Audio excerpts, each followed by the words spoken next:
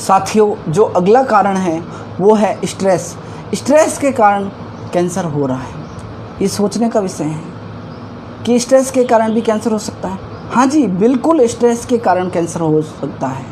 बहुत सारे पेशेंट आते हैं, जब हम उनकी हिस्ट्री लेते हैं तो हमें पता चल जाता है कि उनके 5-6 महीने के अंदर ऐसा कुछ हादसा हुआ है, ऐसा कुछ हुआ जिसके कारण उन्होंने स्ट्रेस लिया और शरीर के अंदर इस तरह का प्रभाव पड़ा कि कैंसर का निर्माण हुआ। अलग अलग तरह के कैंसर हो सकते हैं। तो कैंसर का एक प्रमुख कारण है स्ट्रेस, भोजन, स्ट्रेस और आपका रेडिएशन के अंदर आपको शरीर का बार बार रेडिएशन के संपर्क में आना। ये प्रमुख कारण है जिसके कारण कैंसर हो सकता है और होता है। अब इसके अंदर हम बदलाव कैसे कर सकते हैं जिससे हम कैंसर से बच सकते हैं? बहुत सारे उपाय ऐसे हैं जो सरलता से गौमाता से जुड़ के, गौमाता के गव्यों का सेवन करके हम निरोगी रह सकते हैं। हमारा संस्थान पिछले 10 वर्षों से कैंसर पे काम कर रहा है और पंचगव्य से हम सभी तरह के कैंसर की चिकित्सा कर रहे हैं। तो आइए कि हम भोजन के अंदर क्या बदलाव करें जिससे हमें कभी कैंसर ना हो। अगर हो गया है तो भोजन में बदलाव करके हम कैंसर से मुक्ति पा सकते हैं। तो भोजन के अंदर भगवान श्री कृष्ण ने कहा है, पत्रम पुष्पम फलम तोयम यो मे भक्तिया पृच्छति तदहम भक्तिया उफनतम अस्नामी प्रातः आत्मना। भगवान श्री कृष्ण ने 5000 वर्ष पहले, एक सोचने का विषय है, भगवान ने हमारा जो शरीर है, जैसे आप किसी भी तरह की कोई मशीन खरीदते हैं तो उसके साथ मैन्युअल आता है कि इस मशीन को किस तरह से चलाना है, लेकिन जो हमारा शरीर है उस शरीर को किस तरह से चलाना है उसका जो मेन्यू है वो भगवत गीता है। भगवत गीता के अंदर सब तरह से लिखा हुआ है कि आपको मानसिक और शारीरिक रूप से कैसा रहना है, कैसा खाना है, कैसा पीना है और कैसा सोचना है। लेकिन हम इतना समय नहीं कि हम अपना मैन्यूल पढ़ सके कि हमें किस तरह से चलना है। तो उसके अंदर जो लिखा हुआ है कि पत्र पुष्प फल जो प्रकृति से जो मिलने वाला है, अगर वो इस शरीर को मिलता रहेगा, अगर आप उसका सेवन करते हैं तो आपको कैंसर तो छोड़ो, किसी भी तरह का कोई रोग नहीं हो सकता। तो आपको प्रकृति से जो मिल रहा है उसका सेवन करना है तो आप हमेशा रोग मुक्त रहेंगे। ये भगवत गीता के अंदर श्री कृष्ण भगवान ने हजारों साल पहले कहा। लेकिन हमें समय नहीं है जो हम देख पाए या कर पाए।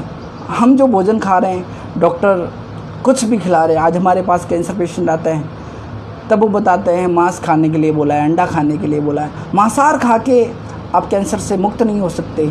तो सभी भाइयों को निवेदन है, जो कैंसर पीड़ित है और मांसाहार सेवन कर रहे हैं तो तुरंत बंद कर दीजिए। अंडे का सेवन करने से, मांसाहार की सेवन करने से आप कैंसर मुक्त नहीं रह सकते या कैंसर ठीक नहीं हो सकता मांसाहार सेवन करने से। तो आप किसी भी तरह की कैंसर के अंदर मांसाहार का प्रयोग ना करें, ये विशेष ध्यान रखें। तो हमें जितना हो सके प्रकृति ने जो दिया है उसका सेवन करना है और पैकिंग फूड पूर्ण रूप से बंद करना है। आपको किसी भी तरह का पैक्ड फूड का सेवन नहीं करना है।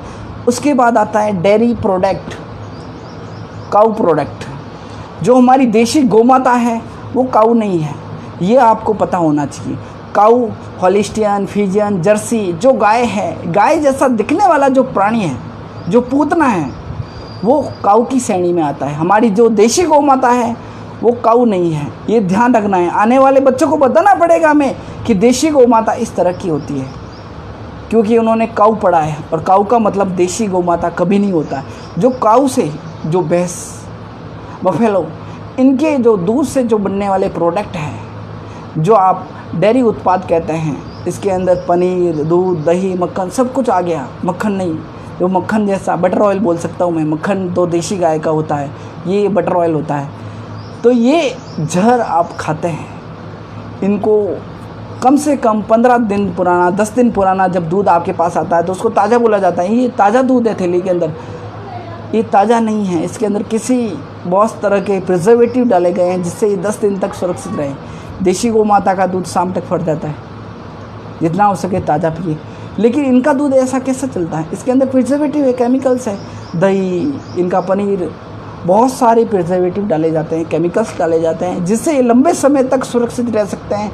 और उसका सेवन आप करोगे, वो प्रिजर्वेटिव आपके शरीर में जाएंगे, केमिकल आपके शरीर में जाएंगे जो आपको रोगग्रस्त करने के लिए काफ़ी है। तो आपको डेयरी प्रोडक्ट का इस्तेमाल नहीं करना है। लेकिन मेरी बात ध्यान से सुने, मैं ये कह रहा हूँ कि डेयरी प्रोडक्ट का इस्तेमाल नहीं करना है, लेकिन देशी गौ माता के प्रत्येक गव्य का इस्तेमाल करना है। आपको देशी गौ माता के दूध, दही, छाछ, घृत, मक्खन सबका सेवन करना है। जब तक आप देशी गौ माता के गव्यों का सेवन कर रहे हैं तब तक आपको किसी भी तरह का कोई रोग नहीं हो सकता, आप निरोगी रहेंगे। तो देशी गौ माता के गव्यों का सेवन करें, लेकिन डेयरी प्रोडक्ट का इस्तेमाल बिल्कुल ना करें, ध्यान रखें। अगर आपका किसी भी तरह का प्रश्न है तो हमारे संस्थान की सेवाएं चालू है, आप निःशुल्क परामर्श ले सकते हैं। 7568538194 ये संस्थान के हेल्पलाइन नंबर हैं, इस पर आप कभी भी कॉल कर सकते हैं और कैंसर पेशेंट निःशुल्क परामर्श लें। हम आपकी सेवा में हैं। आगे हम नए नए विषयों पे आपसे बात करते रहेंगे। यह हमारा पहला प्रयास था। आप अपनी प्रतिक्रिया अवश्य दें। जय गौ माता, वंदे मातरम।